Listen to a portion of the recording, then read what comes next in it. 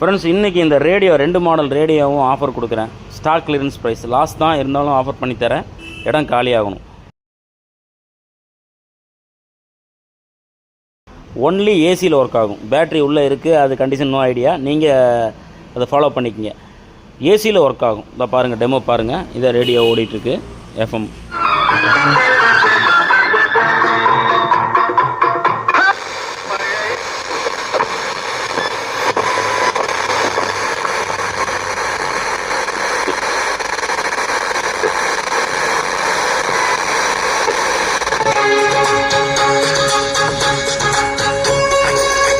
FM, USB, Bluetooth இருக்குது.